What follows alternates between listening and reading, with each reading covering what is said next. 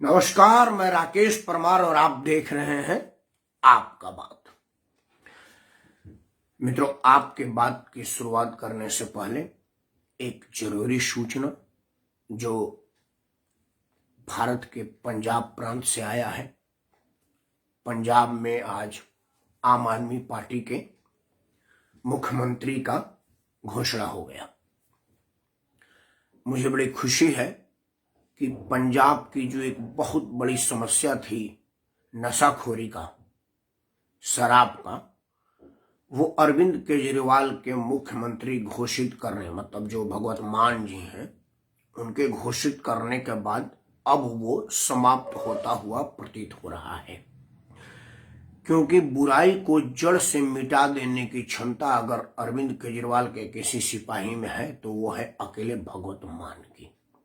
भगवत मान में वो शक्ति है कि वो पंजाब के समस्त नशे की नाश वो अकेला कर सकते हैं, किसी और की जरूरत नहीं पड़ेगी।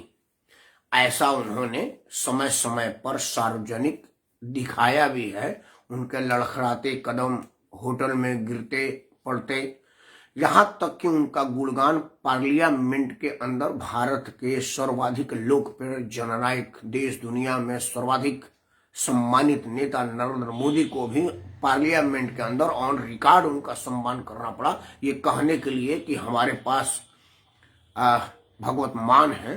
और मान है तो फिर क्या बात है। खैर, केजरीवाल ने कहा है कि भाई ये चुन के आए हैं और हमने मोबाइल पर मंगवाया है, इसलिए मुझे लग रहा है कि ये बड़ा ही सार्थक कदम होगा। पंजाब के लोगों ने ये सोचा होगा कि जो अब तक की सरकारें जिनसे हम बार बार अनुरोध कर रहे थे कि पंजाब को नशा मुक्त किया जाए, उल्टा पंजाब की बदनामी पूरे दुनिया में हो रही है। कुछ ऐसे लोगों के जिम्मे पंजाब की जिम्मेदारी दी जाए जो नशे का समूल नाश कर दें, और भगवत मान के रूप में उनको वो मसीहा मिला जो अकेला नशे का सर्वनाश कर सकता है। क्योंकि उसके बाद नशा का कोई पदार्थ बचेगा ही नहीं कि आम आदमी ले, जितनी उनकी क्षमता है, जितना उनके पास खपत है। पंजाब की जय हो, पंजाबियत की जय हो। मित्रों, आज और कोई सुर्खियां मैं नहीं ले रहा हूं क्योंकि मामला बड़ा गंभीर है और ये बहुत ही सेंसिटिव है, क्योंकि ये संविधान में वर्णित बातों को नकारने के लिए, पुनर्विचार के लिए या उसको अलग हटाने के लिए कही गई है। तो संविधान की बात संवैधानिक दर्जे में ही कहनी चाहिए। एक तो मैं बेखौफ कह रहा हूं क्योंकि जिस बात को मैं कहने जा रहा हूं वो उसी संविधान में लिखा है कि मैं उस बात को कह सकता हूं, मुझ पर कोई केस नहीं बनेगा। मैं बात कर रहा हूं अभिव्यक्ति की आजादी, बोलने की स्वतंत्रता। धारा 19 में जो भारत के संविधान में वर्णित है, अनुच्छेद 19 में ये वर्णित है कि आप अपनी बोलने की क्षमता का प्रयोग कर सकते हैं, आप कुछ भी बोल सकते हैं। जब हमारे विद्वान संविधान निर्माताओं ने संविधान बनाने की प्रक्रिया में इस बात को दिमाग में लाया होगा तो मैं निश्चित तौर पर, शर्तिया तौर पर, विश्वास के साथ, पूरे भरोसे के साथ ये कह सकता हूं कि आज की विभत्स स्थिति की ज्ञान कल्पना उनके दिमाग में नहीं होगी। उनको लगा होगा कि भाई भारत स्वतंत्र देश है और इसमें स्वतंत्र होने जा रहा है, तो स्वतंत्रता का असली मतलब होता है कि आदमी मनसा करुणा वाचड़ा हर तरह से स्वतंत्र हो। वो मन से स्वतंत्र हो, तन से स्वतंत्र हो, वचन वाणी से स्वतंत्र हो, अपने आचरण से भी स्वतंत्र हो। ये ना हो कि इंसान के मन पर किसी और के शासन हो, इंसान के चलने पर, कहने पर, बोलने पर, करने पर किसी और का शासन हो। ये पूरी तरह से स्वतंत्रता नहीं मानी जाएगी। इसीलिए हमारे संविधान निर्माताओं ने हमको पूर्ण तरह से स्वतंत्र, टोटल फ्री माइंड का संविधान दिया और संविधान के अनुच्छेद 19 में ही वर्णित किया कि हम अपनी बात को कह सकते हैं, लिख सकते हैं, उसके लिए धरना प्रदर्शन कर सकते हैं, मांग कर सकते हैं। लेकिन वो आज 75 साल तक आते आते वो इतनी ज्यादा विभत्स रूप ले ली है कि अब वो अभिव्यक्ति की स्वतंत्रता की जगह बकवास की स्वतंत्रता, फालतू बोलने की स्वतंत्रता, कुछ भी बोल देने की स्वतंत्रता तक आ गई है। जिस पर तो पुनर्विचार करना ही चाहिए और करना ही पड़ेगा। स्थिति ऐसी भयंकर और ऐसी विकट आ गई है कि आप उससे बच नहीं सकते। मैं आपको उदाहरण दूंगा और आपको लगेगा कि हाँ, राकेश परमार सही कह रहा है, इसके बातों का समर्थन करना चाहिए। जैसे एक ताजा उदाहरण आज की दे रहा हूं। आज ईडी ने इन्फोर्समेंट डायरेक्टर प्रवर्तन निर्देशालय ने पंजाब के विभिन्न ठिकानों पर छापेमारी की है, जिसमें एक ठिकाना था पंजाब के वर्तमान मुख्यमंत्री मिस्टर चौवन्नी, नाम उनका चन्नी है। मैं उनकी कांग्रेस पार्टी में जो नवजोत सिंह सिद्धू ने उनको हैसियत बख्शा है, वो बख्शा है चौवन्नी का। उनके हिसाब से वो चरणजीत सिंह चन्नी जिनका नाम है, उनकी राजनीतिक हैसियत चौवन्नी है, इसलिए मैं चौवन्नी कहा। हालांकि मैं एक सूबे के मुख्यमंत्री हैं और मेरे लिए आदरणीय है। संविधान का शपथ लिया है, राज्यपाल ने शपथ दिलवाया है, देश के राष्ट्रपति के प्रतिनिधि राज्यपाल और हमारे देश के नागरिक हैं। मैं उनको चौवन्नी अठन्नी दोनी नहीं कहूंगा। मेरे लिए तो पंजाब सूबे के मुख्यमंत्री हैं मिस्टर चरणजीत सिंह चन्नी, जिनके एक रिश्तेदार के घर पर भी छापा पड़ा और वहां से करीब 4 करोड़ रुपया नगदी बरामद हुआ है। अब देखिए, अभिव्यक्ति की आजादी में जो 19 में वर्णित है, उसमें कुछ भी बोलने की आजादी है। उसको शेल्टर लेके, उसको धार बना करके लोग क्या क्या बोल रहे हैं, अगर ये आप उनकी टोटल वाणी को सुनेंगे तो आपको लगेगा कि यार 19 से बना क्यों, इसको टोटल हट जाना चाहिए, इस पर जांच पड़ताल क्यों, इस पर रिवाइज और पुनर्विचार क्यों, इसे तो होना ही नहीं चाहिए। मुझे लग रहा है कि आप जरूर ऐसा कहेंगे। कांग्रेस पार्टी के लोगों ने कहा है कि भारतीय जनता पार्टी हतोत्साहित हो गई है और हताशा में अपने विपक्षियों के घर पे छापेमारी कर रही है और इस तरह का काम कर रही है। मैं मान लेता हूं 1% की एकदम कांग्रेस जन बिल्कुल ठीक कर रहे हैं, भाजपा हतोत्साहित हो गई है और वो ठिकानों पर छापा मार रही है। लेकिन छापा मारने में उसको क्या मिल रहा है? गुरबाणी का किताब मिला, पुस्तक मिला है, गुरु ग्रंथ साहिब की पवित्र ग्रंथ मिली है आपके घर में, आपके घर में गीता कुरान बाइबल मिला है, आपके घर में कोई पाठ्य पुस्तक मिली है। क्या मिला है जिससे आपत्तिजनक माना जाए कि भाई ये तो घर में होना ही चाहिए? हर सिख है तो उसके घर में गुरबाणी का, गुरु ग्रंथ साहिब का पवित्र पुस्तक होना चाहिए, गीता कुरान बाइबल होना चाहिए, और आप इस चीज पर छापा मार रहे हैं। अवैध संपत्ति पाई गई है 4 करोड़ रुपया। अब आप पहला अपराध तो किए हैं कि 4 करोड़ की अवैध संपत्ति रखे हैं और ऊपर से कह रहे हैं कि सरकार गलत कर रही है। उत्तर प्रदेश में भी जब छापेमारी हुई थी तो 175 करोड़ और कहीं से 300-350 करोड़ रुपए की नकदी बरामद हुई थी। समाजवादी पार्टी ने तब भी कहा था, समाजवादी पार्टी ने, कि ये सरकार की हताशा है। पश्चिम बंगाल के चुनाव में ममता बनर्जी के भी ठिकानों पर छापा मारा गया था। परिणाम क्या हुआ? पश्चिम बंगाल में ममता बनर्जी जीत गई, भाजपा हार गई। उत्तर प्रदेश में भी यही होगा और आज पंजाब में भी सेम बात, सेम वही चीज उस वक्त समाजवादी पार्टी के नेता कहा है कि आज कांग्रेस जनों ने कहा कि हताशा है और पश्चिम बंगाल का पुनरावृत्ति हो रहा है और परिणाम की भी पुनरावृत्ति होगी। मैं तब भी यही कहा था कि मान लिया जाए कि नरेंद्र मोदी और योगी आदित्यनाथ ने फोन करके जांच एजेंसियों को कहा है कि भाई ये इत्र व्यापारी के यहाँ जाइए और वहां पर छापा मारिए, और छापामारी में वहां से 200, कहीं 250, कहीं से 300-350 करोड़ रुपया की अवैध संपत्ति पाई गई है।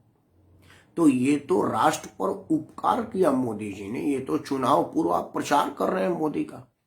मोदी है तो मुमकिन है कि आपके घर से 300-350 करोड़ रुपया की बरामदगी हो रही है और बड़ी खुशी की बात है कि आपके घर से रुपया मिल रहा है। अवैध संपत्ति तो था और वो तो सरकार के खजाने में आया।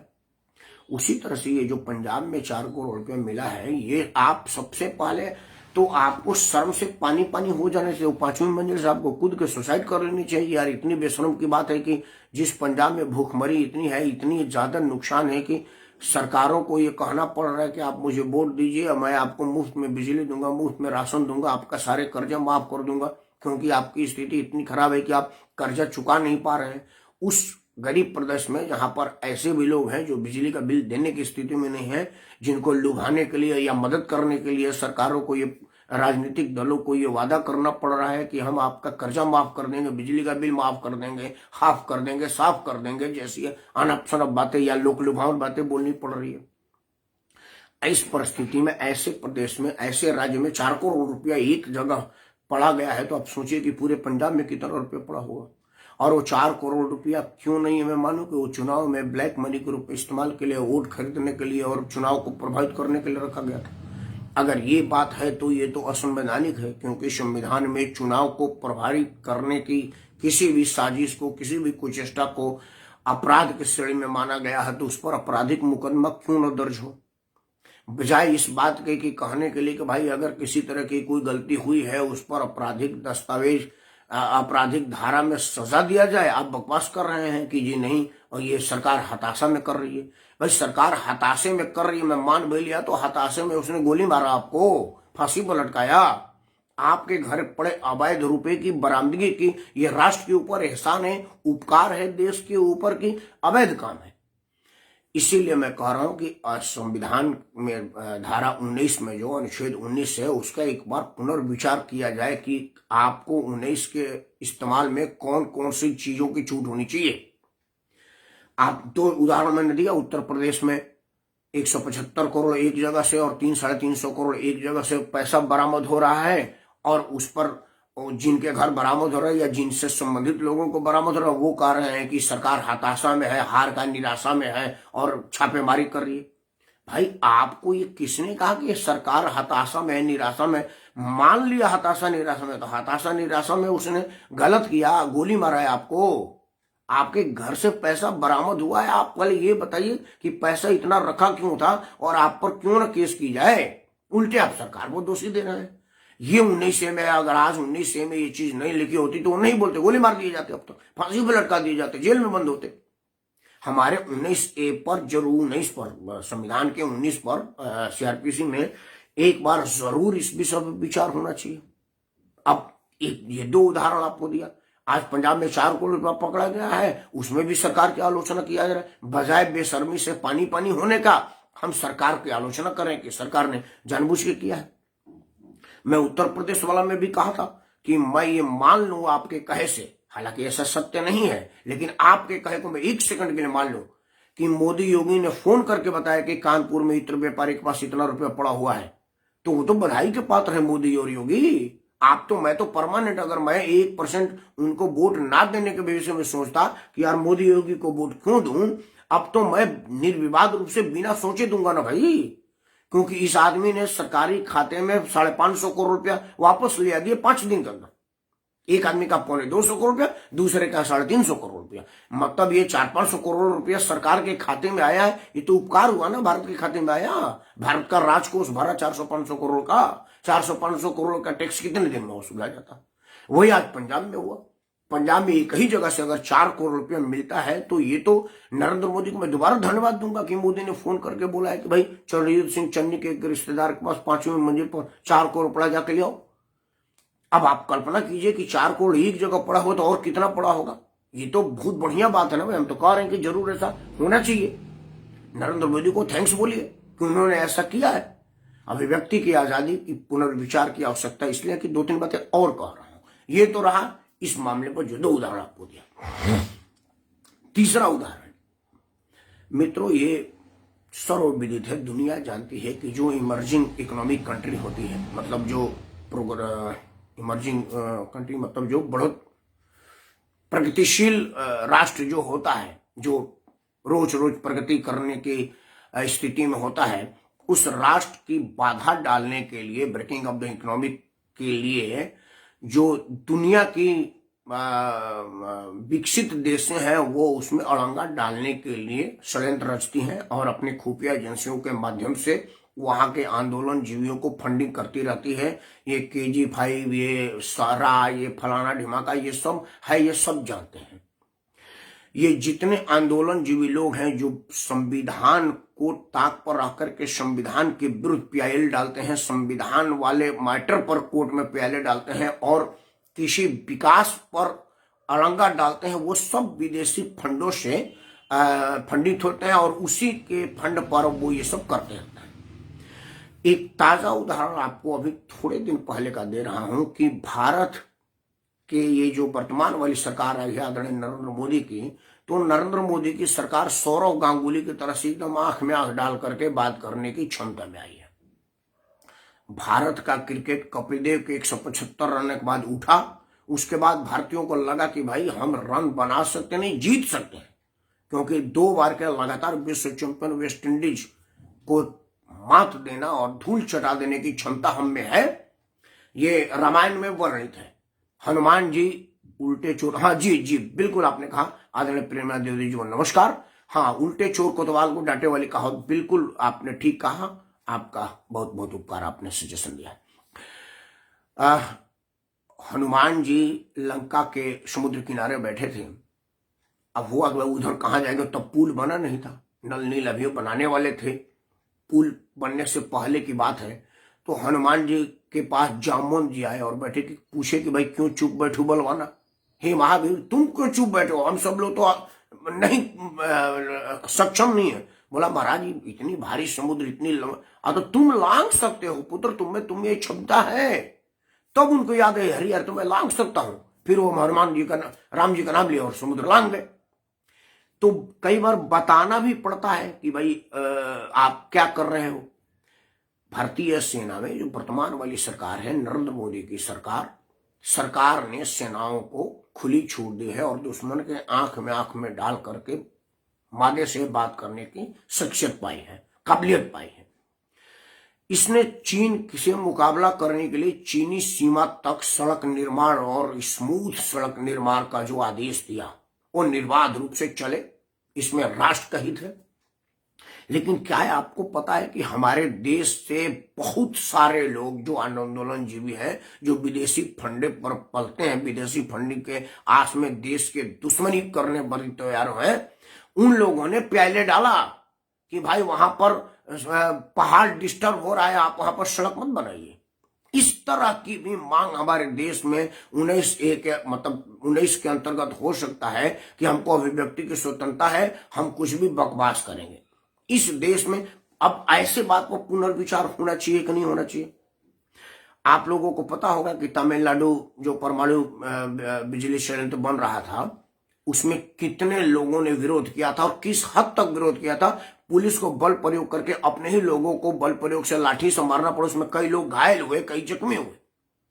वहां चूंकि परमाणु बिजली घर हमारे यहां बन जाता तो सस्ते दर पर बिजली, जो बिजली आज 3 रुपये 5 रुपये 7 रुपये है, वो 30 पैसे 50 पैसे 60 पैसे के रेट से होता, क्योंकि उसको बनाने में खर्चा नहीं लगता। जो अभी वाली बिजली बन रही है वो 3 तरह की बिजली परियोजनाएं होती है, पन बिजली परियोजना, कोल बिजली परियोजना और गैस बिजली परियोजना। और एक पवन चक्की वाला है, वो अलग है, वो बहुत सीमित जगहों पर है, जो ऊपर से पंखे टर्बाइन से जो बनता है। एक यहाँ पर है पानी से पन बिजली परियोजना, ऊंची ऊंची पहाड़ियों को टर्बाइन पर गिराया जाता है, पंखा घूमता है रोटर, और उसके बाद जाकर के जो अंदर अपने प्रक्रिया करता है, इससे बिजली बनती है। दूसरी उसको घुमाने के लिए डीजल का प्रयोग किया जाता है और कुछ स्टीम का प्रयोग होता है जो कोयला से होता है। तो कोयला भी अब संसाधन है, खत्म होने वाला है पॉल्यूशन के लिए। कोयल परियोजना में कई थर्मल पावर बंद हो रहा है, तो परमाणु उसका दूसरा विकल्प था जो परमाणु बिजली से चलता। दुनिया के जो विकसित देश उन्होंने कहा कि यार इस तरह की विकास भारत में हो जाएगी तो भारत बहुत जल्दी हमारे मुकाबले में आ जाएगा। और अगर हमारे मुकाबले में आ जाएगा तो जो हम अपना संसाधन बेच के भारत से कमा रहे हैं और भारत के पैसे को विकास में लगाने के बजाय खुद के सामान बेच करके जो उस पर कर्जा डाल रहे हैं या उसको जो अपने कर्जे में फंसा रहे हैं, वो नहीं हो पाएगा। तो उसने अपने आंदोलन जीवियों को फंडिंग दिया और बोला कि यार बिजली परियोजना का आदिवासियों के कल्याण के नाम पर आंदोलन कर दो। कुछ लोगों को कोर्ट में केस डलवाए या कुछ लोगों से आंदोलन कराए और बहुत सारे लोग रहे। आप लोगों ने देखा होगा एक डैम के नाम पर भी हुआ था, डैम पर भी हुआ था कि आदिवासियों का विस्थापन के लिए क्या होगा, जो जंगल में लोग रह रहे हैं। भाई मैं इन सबों की बात कर रहा हूं कि हमारे देश में 19 अनुच्छेद 19 का कितना ज्यादा गलत इस्तेमाल हो रहा है। इस विषय पर यह चुनाव का मौसम है, पुनर्विचार होना चाहिए। चुनाव में मांग होता है कि आरक्षण बढ़ेगा कि नहीं, बिजली का रेट कम होगा कि नहीं, कितना चीज मुफ्त दिया जाएगा, कितना के। मैं समझ रहा हूं कि हम भिखारी नहीं है, कि आप मुझे मुफ्त देंगे, हमारा हाथ पांव ठीक है, हमको संसाधन दीजिए, हमको रोजगार का अवसर दीजिए, हमको रोजगार दीजिए, हमको व्यवसाय करने का मौका उपलब्ध कराइए, हम आपको पैसा देंगे टैक्स के रूप में। हम आपको पैसा देंगे, उस पैसे से सड़क निर्माण, स्वास्थ्य निर्माण और तरह तरह के विकास का काम कीजिए। हमको आप लापाहिज अपाहिज क्यों बनवा रहे हैं? भीख तो अपाहिजों को मिलनी चाहिए, जो विकलांग है, जिनका हाथ पांव नहीं चल रहा उनको दी। आप समस्त भारतवासियों को अपाहिज बना रहे हैं।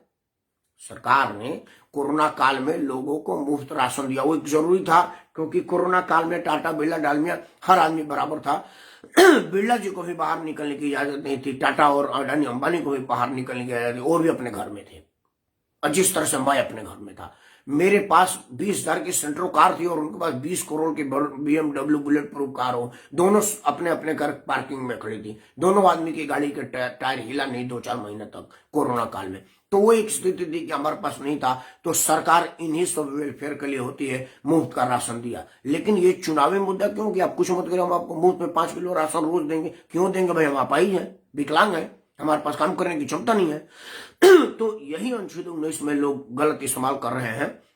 मांग करते हैं कि हमको मुफ्त में बिजली दे दीजिए। अब सरकारें कह रही है कि हमको वोट दीजिए, राजनीतिक दल, हम आपको 300 यूनिट बिजली मुफ्त देंगे, 500 यूनिट देंगे। अरे तो अपने बाप के घर से देगा, मेरा पैसा लेकर, आदर प्रेमनाथ दीदी का पैसा लेकर, संजय कुमार का पैसा लेकर उनको देगा, इनका पैसा उनको देने का अधिकार संविधान के किस पन्ने पर है? लेकिन ये हमारे देश में इतनी सोचने की इजाजत ही हम लोगों ने नहीं दिया है लोगों को।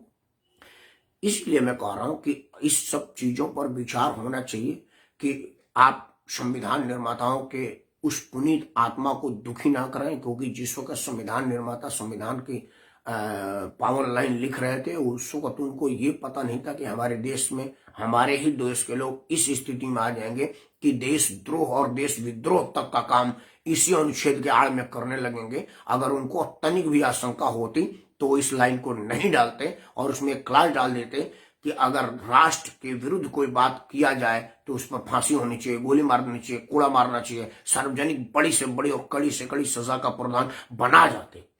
और अगर मान लो उस वक्त नहीं बना पाए, छूट गया परिस्थितियों बस, तो संविधान में हमने कईयों बार संशोधन किया है कि नहीं? अब तो मेरे ख्याल से संविधान की मूल आत्मा अब रही ही नहीं, बस ऊपर और नीचे का कवर आया, बाकी तो हमने उसको खंड खंड कर दिया, उसमें कई खंड और कई उपखंडे जोड़ दिए हमने। संविधान का तो हमने छलनी कर दिया है। अब संविधान वो मूल रूप में रहा कहां जो 26 जनवरी 1952 को लगाया गया था, जो 26 को अपनाया गया था, या जो पार्लियामेंट इंट्रोड्यूस करके पास हुआ था कि ये माना जाएगा, वो आज हमारे पास है कहां? तो जब आप अपने मतलब के लिए कभी आरक्षण के नाम पर, कभी चुनाव के नाम पर, कभी फलाना नाम पर, मतलब आप अपने नाम पर संशोधन किए, तो एक बार राष्ट्र के नाम पर नहीं कर सकते। देशवासियों का बिन मांगे नहीं दे सकते। देशवासियों को तो पता नहीं है कि 19 के संशोधन पर भी मांग होनी चाहिए, क्योंकि कितने लोग संविधान पढ़े हुए हैं और आपने संविधान पढ़ने का मौका कहां किसी को दिया? हम जैसे 2-4 लोग कानून के जानने वाले लोग इस चीज को जान गए तो बोल रहे हैं। देशवासियों को तो आपने भरपेट भोजन ही नहीं दिया बेचारा। वो शाम को सोता है तो सवेरे के भोजन की चिंता में रहता है, और सवेरे उठता है तो फिर शाम को क्या खाऊंगा, बिन खाए सोऊंगा कि खा के सोऊंगा, वो इस विषय में रहता है। अगर किसी के पास खाने भर का संसाधन है तो बच्चे के पढ़ाने की फीस के विषय में सोचता है। किसी के पास फीस का संसाधन है तो दिवाली में कौन सा कपड़ा लाऊंगा यार, अगर बच्चे ने मांग दिया तो कहां से लाऊंगा, इस विषय की चिंता है। कोई इससे मुक्त हुआ है तो बेटा बेटी की शादी की चिंता है। मतलब आदमी जन्म लेने से मरने के दिन तक चिंता में निश्चिंत है कब कि इस विषय में सोचे, और जो निश्चिंत है उसको क्या पड़ी है भैया? उसका संविधान थोड़े आड़ है, क्योंकि वो तो संविधान से ऊपर है। जो हमारे यहाँ सक्षम लोग हैं उनके लिए संविधान तो उनके घर की लौड़ी है, कानून उनका चपरासी है, नौकर है। कहाँ उनके कानून का कहाँ डर है उनको? भाई जो आदमी सक्षम है, अब मोहन चौक से पैसा लेकर भाग गया ना, कहाँ संविधान हमारा उसको पकड़, कहाँ कुछ कर रहा है, कोर्ट कोर्ट खेल रहे हैं। हमारे गांव में कोऑपरेटिव का पैसा बाढ़ आ जाने की वजह से कोई नहीं देता, तो कोऑपरेटिव बैंक वाला जाकर उसका भैंस खोल आता है, उसका खेत उसका चौकट उखाड़ ले आता है।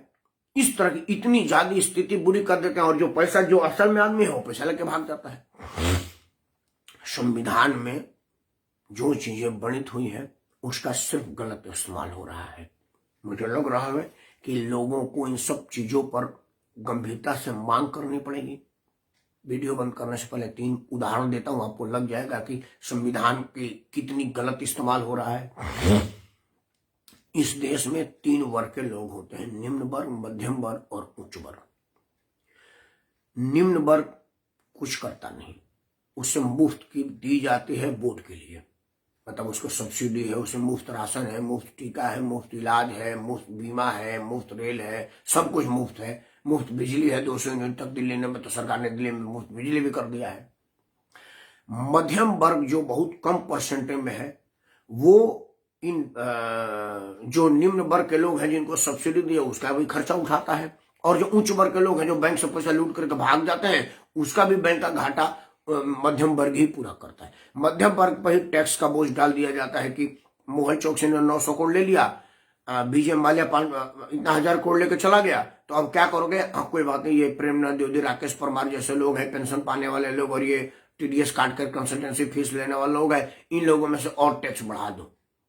तो इस देश में मध्यम वर्ग निम्न वर्ग का भी बोझ उठा रहा है और उच्च वर्ग का भी बोझ उठा रहा है, और संविधान में दिए धारा के विरुद्ध बोलने की हिम्मत भी इसके पास नहीं हो रहा है, क्योंकि निम्न वर्ग पर संविधान लागू नहीं होता और उच्च वर्ग वाला संविधान को मानता नहीं। तो कब तक निम्न वर्ग और मध्यम वर्ग इसका बोझ ढोता रहेगा?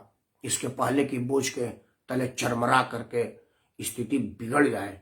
सरकारों को इस विषय पर सोचना चाहिए, और सरकार तो हमें नहीं विश्वास है कि सोचेगी, आप तो कम से कम सोचिए, और अगर आप सोच लेंगे तो सरकार सोचने पर मजबूर हो जाएगी, क्योंकि झुकती है सरकारें, झुकाने वाला चाहिए, अपना मुद्दा सही से समझाने वाला चाहिए। इन्हीं शब्दों के साथ मैं राकेश परमार हाथ जोड़ के आपसे प्रार्थना करता हूं कि कोरोना की महामारी अभी गई नहीं है। वो तो कोरोना के टीवी पर गिरा हुआ रेशियो इसलिए दिखाया जा रहा है कि 5 राज्यों में चुनाव है। ऐसा ना हो कि जनभावना भड़के कि भाई चुनाव की जल्दी है, तुमको चुनाव करवा रहे हो और हमारे कोरोना पर ख्याल नहीं रख रहे हो। इसीलिए समाचार चैनलों में कोरोना डाउन होने लगा। डाउन क्यों हुआ? क्योंकि आप एक चीज नहीं जाने, हालांकि सरकार समझती है कि जनता बेवकूफ है। पहले अगर 1 लाख जांच होता था तो अब 80,000 होने लगा। आज की तारीख में 50,000 जांच हुआ, तो 1 लाख जांच होता था तो 10,000 आदमी संक्रमित पाए जाते थे। तो जब 50,000 जांच होगा तो 5,000 पाए जाएंगे, तो सरकार कहेगी कि 5,000 पाए गए, रेशियो गिरा है। नहीं, रेशियो नहीं गिरा है, हमने जांच गिरा दिया है, हमने जांच कम कर दिया है। जांच कम कर दिया है इसीलिए कम दिख रहा है, असल में कम हुआ नहीं है उतना ही। वही क्यों किया जा रहा है ये 15-20 दिन से? क्योंकि जनभावना को ध्यान में रखते हुए सरकार ने, अब चुनाव आयोग ने कहा था कि पहले मैं 14 जनवरी तक देखूंगा, अब 22 जनवरी तक कर दिया है कि 22 जनवरी तक रैली पर रोक रहेगी। अब 22 जनवरी के बाद भी रैली पर अगर परमानेंट रोक लगा जाए तो फिर चुनाव फीका फीका हो जाएगा। चुनाव आयोग को ये दबाव है कि भाई ये जल्दी से हटाओ, नहीं तो हम तुमको हटा देंगे, क्योंकि चुनाव आयोग कोई आसमान से टपका तो है नहीं, सरकारों का नियुक्त किया हुआ कृपा पात्र है, तो वो अपने कृपा का वर्णन नहीं करेगा तो अगले बार चुनाव आयोग नहीं बनेगा।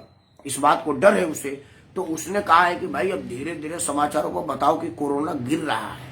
असल में कोरोना गिर नहीं रहा है, कोरोना को गिराया जा रहा है ताकि नेताओं को चुनाव में भाषणबाजी के लिए छूट दिया जा सके, जैसा कि पश्चिम बंगाल में छूट हुआ, जैसा कि बिहार में छूट हुआ, जैसा कि और जगह छूट हुआ, और उसके वजह से बीमारी इतनी ज्यादा बुरी स्थिति में फैली जिसका खामियाजा पूरे देश को भुगतना पड़ा। उस तरह की कोई स्थिति ना आवे, इसीलिए समाचार चैनलों पर यह बताने की साजिश शुरू हुई है कि भाई कोरोना गिर रहा है। सच्चाई यह है कि कोरोना नहीं गिर रहा है, कोरोना उसी स्पीड में है, उसका जांच कम कर दिया गया है, और जो जांच कम होगा तो इन्फेक्टेड लोग की संख्या कम आएगी, और जब वो इन्फेक्टेड लोग की कम संख्या आएगी तो लोग बाग भी कहेंगे कि अब कोरोना डाउन हो गया, अब तो 2-2 हजार ही लोग आ रहे हैं, चुनाव प्रचार होने दो। क्योंकि चुनाव प्रचार में सिर्फ नेता को फायदा नहीं है, जनता को भी फायदा है, क्योंकि जो लोग रैली में आते हैं वो सबके सब 500, 200, 300 ले जाते हैं। दारू, चिमकी और निमकी तक का व्यवस्था होता है। सारे लोग रैली में मुफ्त में नहीं जाते, को सबको दिहाड़ी मिलती है, तो वो दिहाड़ी पाने वाले भी परेशान है कि यार चुनाव की इतनी दिन से महामारी हो रही है और अब तक कोई दिहाड़ी की व्यवस्था नहीं हुआ है। तो उनकी दिहाड़ी देने और चुनाव को निर्बाध रूप से रैली लगाने पर जनमानस ना भड़क जाए, इसी वजह से बीमारी को कम बताया जा रहा है। लेकिन मेरा तो काम है कि जो कहीं नहीं है वो यहाँ है, जिस पर कोई चर्चा नहीं करता उसी पर मैं चर्चा करता हूं। इसलिए आपसे हाथ जोड़ के प्रार्थना करता हूं कि चुनाव आयोग बेशक कह दे कि अब बीमारी खत्म हो गई है, आप रैली में जाइए, लेकिन आप अपने घर में रहिएगा, क्योंकि संसार के लिए आप एक नंबर हैं, अपने परिवार के लिए आप पूरा संसार है। आपको अधिकार नहीं है कि आप अपने परिवार का संसार उजाड़ दें। इलेक्शन तो होता रहेगा, मतदान करने जरूर जाइएगा, क्योंकि चुनाव आयोग जरूर मतदान के लिए कोई बेहतर व्यवस्था करेगी, लेकिन उसके लिए आपको आराम करना पड़ेगा। उल्टे छोड़ को अच्छा आगे और नीचे करने, मैंने सरकार ने कहा था उसकी परिस्थिति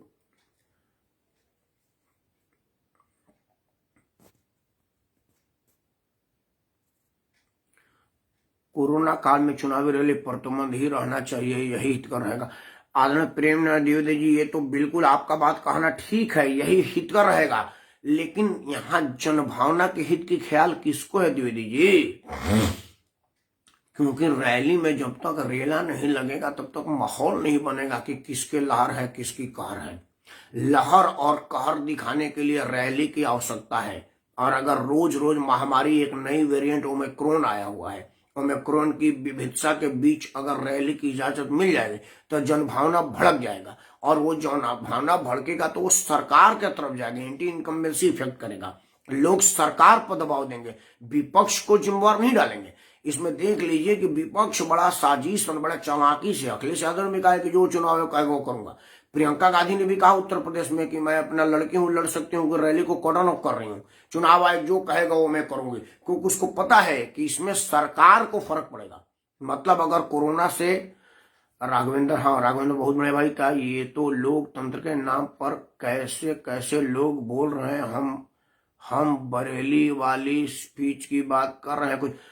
अब बरेली वाली स्पीच का तो कुछ भी नहीं है बबुआ, स्पीच तो वो है कि असल में क्या हुआ था कि चुनाव की घोषणा हो गया है राघवेंद्र, अगर मैं बहुत बोलूंगा तो आचार संहिता का उल्लंघन माना जाएगा, किसी आदमी का रेफरेंस दे करके नहीं बोलना चाहिए, लेकिन मैं बता देता हूं कि फ्रीडम ऑफ एक्सप्रेशन पर बात हो रहा है कि इस पर बैनर पिनर विचार करना चाहिए, क्योंकि इस पर बोलने की इजाजत कितनी दी जानी चाहिए। एक आदमी को विधानसभा का टिकट मिल जाता है, जो आदमी ये कहता है कि आप 2 मिनट के लिए पुलिस हटा लीजिए और देखिए मैं नरेंद्र मोदी का गला काट देता हूं। एक आदमी कह देता है कि तुम 100 करोड़ हो, मैं 20 करोड़ हूं, आमना सामना करा लो, पुलिस को बीच में हटा करके पता चल जाएगा, वो हेट स्पीच के श्रेणी में नहीं आता है। इस बात यही तो मेरा तो मुद्दा यही है कि हेट स्पीच और स्पीच का मतलब अब आज की तारीख में खत्म हो गया है। अब स्थिति सिर्फ इस बात की रह गई कि कौन कितना ज्यादा बोलता है और कितना ज्यादा फालतू बोलता है, क्योंकि एक ही सूत्र यहां पर अप्लीकेबल हो रहा है कि बदनाम हुआ तो क्या हुआ, नाम तो हुआ। और एक बात राघवेंद्र देख लो, हम और आप लोग क्या करें, हमारी मीडिया ही इतनी ज्यादा बेशर्मी और बेहई पर आ गई है कि वो हमको आपको नहीं बुलाएगी, आदरणीय प्रेमनाथ द्विवेदी को नहीं बुलाएगी, ओंकारनाथ सिंह को नहीं बुलाएगी, राघवेंद्र को नहीं बुलाएगी, राकेश परमार को नहीं बुलाएगी, वो कन्हैया को बुलाएगी, जिसने बोला है कि भारत तेरे टुकड़े होंगे इंशाल्लाह इंशाल्लाह, उसको बुला करके सेलिब्रिटी बना दी। 2 कौड़ी का कन्हैया आज वाई ग्रेड सुरक्षा में है, और कांग्रेस पार्टी ने एमपी का चुनाव का टिकट कम्युनिस्ट ने दे दिया, कांग्रेस ने अपना उसको उम्मीदवार घोषित कर दिया। वो गुजरात का एक 1.5 फुटे का लड़का आज अरबों खरबों का मालिक बन गया है। तो हेट स्पीच का ही कदर है हमारे देश में, और हमारी मीडिया हेट स्पीच वाले को बुलाती है। मेरा ये वीडियो 100, 200, 500 लोग भी नहीं देख पाते हैं। अगर अभी मैं सरकार का गाली गलौज और देश के विरुद्ध में बोल दूं, 15-20 लाख लोगों तक ये वीडियो चली जाएगी। ये फेसबुक यूट्यूब भी बदमाशी करते हैं, वो उसी वीडियो को उठाते हैं जिस वीडियो में देश की बवाल होती है, देश की दुश्मनी होती है, देश का विरोध होता है।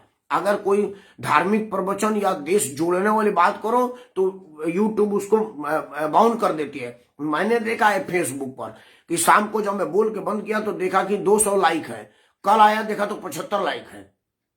मतलब रात भर में लाइक की संख्या कम हो जाती है। कई बार मैं बोल के रखता हूं तो आता है नीचे 17-18 बार, तो आदरणीय प्रेमनाथ द्विवेदी जी शेयर करते हैं उसको, तो वो 18-20 बार शेयर दिखता है, और जो 2 घंटे बाद देखता हूँ बोला 6 शेयर आया हुआ है, बाकी सारा शेयर गायब दिखता है। क्यों? क्योंकि लोगों को पता ना चल जाए ये वीडियो ज्यादा लोग देख, क्योंकि नीचे लोग देखते हैं ना 5M 6M व्यू 10M, वो 10 मिलियन लोगों ने देखा है, क्या है तो एक बार आदमी आकर्षित होकर देख लेता है। नीचे आएगा 4 आदमी देगा, बोला बकवास होगा यार, 4 आदमी दाढ़ी नहीं बनाए हुए, कौन सा आदमी बैठ रहा है, क्या बोल रहा होगा। कोई वीडियो सुनेगा तब ना, तो ये आता है मीडिया, चाहे मल्टी मीडिया हो या मेन मीडिया हो, हर आदमी हेट स्पीच को इंडोर्स करता है और बढ़िया स्पीच को दबाता है। इसीलिए मैं आग्रह करता हूं कि मित्रों, आप लोग इस वीडियो को लाइक करें, शेयर करें, अपने सभी समूह में साझा करें। कितना वीडियो को रोकेगा, कितना जगह दबाएगा। आवाज दबती है, कभी आवाज निखर के आती है अगर आपकी आवाज में दम होगी तो। इसीलिए वीडियो बंद करने से पहले, इतने लोग मेरे को आशीर्वाद दे रहे हैं, इतने लोग बहुत कम देखते हैं, बहुत दिनों के बाद इतने लोग मेरे सामने हैं, इसीलिए मुझे नहीं लग रहा है कि इतने लोगों को छोड़ करके जाऊं। लेकिन फिर भी मैं ये वीडियो को यूट्यूब अपलोड करता हूं और यूट्यूब पर लोगों का इल्जाम होता है कि राकेश भाई आप शुरू करते हैं तो बीच में हटने का मन नहीं करता है, लेकिन बीच में डाटा खत्म हो जाता है। तो उनके डाटा को ख्याल रखते हुए मैंने प्रयास किया है कि आधा घंटे से ज्यादा ना बोले, अभी आधा घंटे से बेसी हो गया। अंत में 2 बातें कि अनुच्छेद 19 का पुनर्विचार की मांग हम सब लोग करें, क्योंकि इसका दुरुपयोग हो रहा है। जब किसी चोर के घर छापा पड़ रहा है, वो भी 19A के शेल्टर लेकर के कहता है कि सरकार गलत कर रही है। जब किसी आतंकी को पकड़ा जाता है तो वो चोर ये सीना जोड़ी करके कहता है कि मैं योगी के तरह से डरता नहीं हूं, मुझे किसी बात का डर नहीं है, मुझे मालूम है मेरा पुलिस कुछ नहीं करेगी। आपने एक लड़के को देखा था, उसने पुलिस को कहा कि चालान काट दे, कल मेरी सरकार आएगी तो तू संभल छोड़ देगा। मतलब हमारे सिपाही को एक अदना 2 कौड़ी का आदमी धमका सकता है, क्योंकि उसको पता है कि उसके पक्ष में हजारों लोग खड़े हो जाएंगे कि उसने क्या गलत किया। इन सब विषय पर पुनर्विचार करना चाहिए। और सबसे विपद स्थिति कि चीन सीमा पर सड़क बनाने का भी विरोध हो सकता है, ये तो मैं सोच भी नहीं सकता। ऐसे ऐसे काम अगर होगा तो क्या ये उचित नहीं है कि इस धारा पर पुनर्विचार हो। अगर हमने संविधान के कई खंड उपखंडों को अपने हिसाब से तोड़ मोड़ दिया है तो एक राष्ट्रहित में किया जाए। अगर आप चाहते हैं कि मेरे बातों को बल मिले, आपका आशीर्वाद मिले, तो कृपया आप भी वीडियो बनाइए, क्योंकि वीडियो बनाना कोई माइक्रो साइंस नहीं है कि उसमें कोई बहुत ज्यादा पढ़ना है, कुछ नहीं करना है, दिल खोल के सामने बोल देना है। अब तो हर आदमी के पास 1 GB का डाटा है। और अगर आप कुछ हिचक है, बोलने में परेशानी है, तो लाइक और शेयर का बटन दबाने में क्या परेशानी, उसमें तो लाइक करिए और शेयर मार दीजिए, बस ये करिए, यही आप ही की तरफ से जाएगा, क्योंकि नोटिफिकेशन में आएगा आदरणीय Premnath Dwivedi share video, Rajesh Tripathi share video, तो राजेश त्रिपाठी की तरफ से आवाज आएगा, आदरणीय प्रेमनाथ द्विवेदी की तरफ से जाएगा, वो आपका आवाज होगा। तभी तो सरकारें मानेंगी कि हाँ भाई, जनमानस में अब मांग उठने लगा है कि आप बोलने की आजादी तो ठीक है, बकवास की आजादी की इजाजत नहीं दी जा सकती। तब तक आप विचार करिएगा। मुझे लग रहा है कि आप सब राष्ट्रभक्त लोग हैं और राष्ट्रद्रोह की किसी भी चीज को आप बर्दाश्त नहीं करेंगे। तब तक आपने अब तक ये वीडियो को शेयर क्यों नहीं किया, यही क्यों बर्दाश्त कर लिया। इन्हीं शब्दों के साथ आपको एक बार पुनः हाथ जोड़ के प्रणाम करता हूँ। कोरोना से बचिए, क्योंकि कोरोना किसी से डरता नहीं है, जो इसके जन्म में आता है जाता है। आप बने रहिए, संसार में रहिए और अपने परिवार के साथ सुखी रहिए। जय हिंद, वंदे मातरम।